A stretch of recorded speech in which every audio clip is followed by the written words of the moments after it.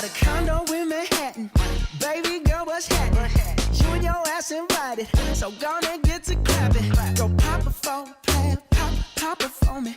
Turn around and drop it for a plan, drop it for me. I'll rent a beach house in Miami. Wake up with no jammies. Lobster tail for dinner. Julio served that scampi. You got it if you want it.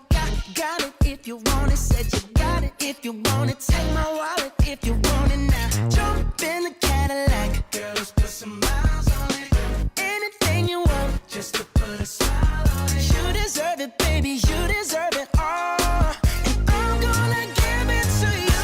Gold jewelry shining so bright. Strawberry champagne on us. Lucky for you, that's what I like. That's what I like. Lucky for you, that's what I like. That's what I like. Sex by the fire at night. Silk sheets and diamonds, all white. Lucky for you, that's what I like. That's what I like. Lucky for you, that's what I like. That's what I like. Okey, kita kan dah sampai dekat penghujung program ni kan. And then kita orang pun dah banyak dah ajar Ryan cara nak edit video, cara nak shoot video. Jadi, apa yang Ryan dapat at the end of this program?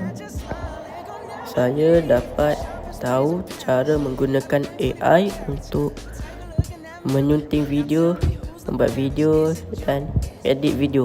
Okey, sebelum start program ni kan, Ryan pernah tak dengar pasal program ni? And Ryan tahu tak apa yang kita nak buat dekat program ni? Dekat program ni, kita akan buat video, shooting video, edit video dan menggunakan AI. Tetapi saya tak tahu cara nak gunakan AI sebelum ni. Okey, apa kata-kata Ryan untuk kita orang Fesi-Fesi ni ataupun untuk program ni sendiri? Kata-kata untuk Fesi-Fesi ialah saya ucapkan terima kasih kerana mengajar saya tentang untuk membuat video dengan baik. Dan untuk program ni pula saya ucapkan terima kasih pada guru-guru dan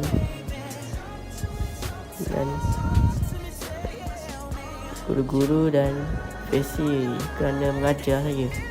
Okey, kita kan dah sampai dekat penghujung program ni kan. Pada pendapat cikgu lah, apa yang cikgu nampak sepanjang program ni macam dalam pandangan cikgu lah. And then cikgu ada nampak apa perubahan tak dekat Ryan? Baik, terima kasih. Yang pertama sekali nak cakap terima kasih banyak kepada adik-adik semua yang mana banyak membantu. Kalau saya sendiri tengok Muhammad Ryan Firdaus ni, dia agak senyap lah, kurang komunikasi. Tapi bila tengok dia boleh melakonkan, dia boleh hafal skrip, dia boleh bagi kerjasama kan untuk hasilkan satu video ni satu kejutan yang baik lah bagi saya.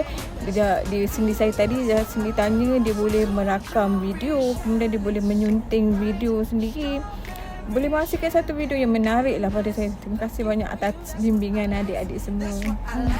Lucky for you, that's what I like.